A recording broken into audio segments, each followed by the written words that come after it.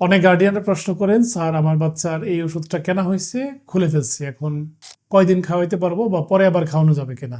মোটা দাগে বাচ্চাদের ওষুধ বেশিরভাগ ক্ষেত্রে খুবই স্বল্প পরিমাণে থাকে, মাপা থাকে, 5-7 দিন, 10 দিন, 15 দিন এরকম যায়। কিছু কিছু ভিটামিন দীর্ঘদিন লাগে। অ্যান্টিবায়োটিক ওষুধগুলো 5-7 দিন, 10 দিনের বেশি খোলার পরে না খাওয়ানোই ভালো। কিছু কিছু ক্ষেত্রে ওষুধ জমে যায়, কিছু ক্ষেত্রে ভ্যাপোরাইজ হয়, কিছু কিছু ক্ষেত্রে পানি টেনে নিয়ে এর মাত্রাটা পরিবর্তন হয়ে যায়, কালার পরিবর্তন হয়ে যায়।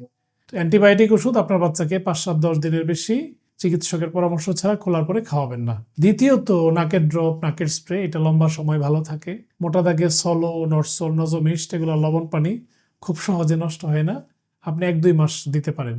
কিছু কিছু স্প্রে, অ্যাভা স্প্রে, মোমেসন, নাকের স্প্রেগুলো, অ্যান্টাজল বা আফরিন অনেক দিন ভালো থাকে, আপনি 1 মাস পর্যন্ত ব্যবহার করতে পারেন। কিছু কিছু ভিটামিন, বিশেষ করে বড় কৌটা বা ডিব্বা যেগুলো, এগুলো বেশিরভাগ ক্ষেত্রে 1 মাসের বেশি আপনি ব্যবহার করতে পারেন খোলার পরেও।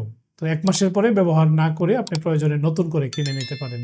জ্বরের, পেট ব্যথার, বমির এই ওষুধগুলো আপনার বাচ্চাকে আপনি 1 মাস পর্যন্ত রেখে খাওয়াইতে পারেন।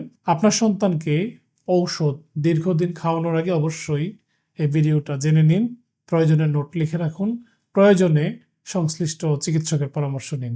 মনে রাখবেন, বাচ্চাদের এই ওষুধ অল্প টাকা সেভ করতে গিয়ে অনেক সময় টক্সিক হয়, বিভিন্ন বদ হজম হয়, অ্যালার্জির সমস্যা হতে পারে। ডাক্তার শফিক, আজকে এ পর্যন্ত। আল্লাহ হাফেজ।